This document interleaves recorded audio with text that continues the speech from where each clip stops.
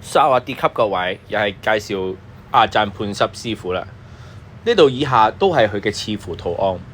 九層塔啦，頭先個帕納賴、女士坡嘅晒啲架碌用呢個都係帕納賴啦，女士聯動呢個射箭嘅帕納賴啦，蒲州十面牌鹿頭嘅女士那湖呢個又係女士坡嘅啦。大部分呢都係師傅嘅出自阿贊判濕嘅圖案嚟嘅，水龍啦、鱷魚啦，